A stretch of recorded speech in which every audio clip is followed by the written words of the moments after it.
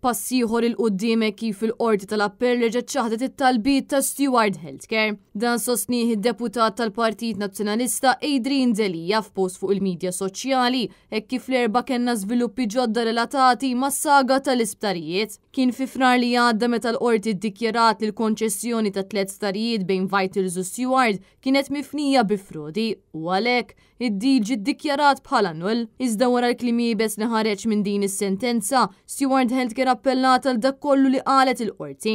Madanakollu fil-qorti tal-appell li preseduta mill-imħalfin Market Kuti, Giannino Caruana De Maio kif ukoll Anthony Ellul, ġiet miċħuda talba ta' Steward biex issir referenza għal qorti Ewropea. Dan għaliex wara s-sentenza, Steward sostniet li l-qorti ma rrispettax is-saltna ta' dritt u dawn huma implikazzjonijiet serji għal pajjiżna f'dak li għandu x'jaqsam mal-investiment internazzjonali u għalhekk Steward xtaqet ressaq dan il-każ fil-qorti Ewropea, talba li ġiet irrifjutata. Barra minn hekk il-qorti tal-appell ċaħdet it-talba sabiex Steward tippreżenta dokumenti ġodda fl-appell.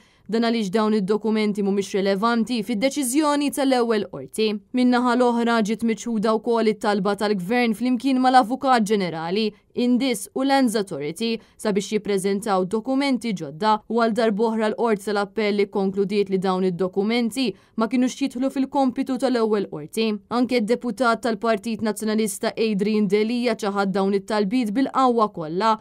Aktar u aktar wara li Vitals u Steward ma preżentaw kważi ebda prova tul il-proċess kollu fil-kawża li kien fetaħu u li kien rebaħa b'riżultat li l-isptarijiet reġgħu lura għand il-poplu.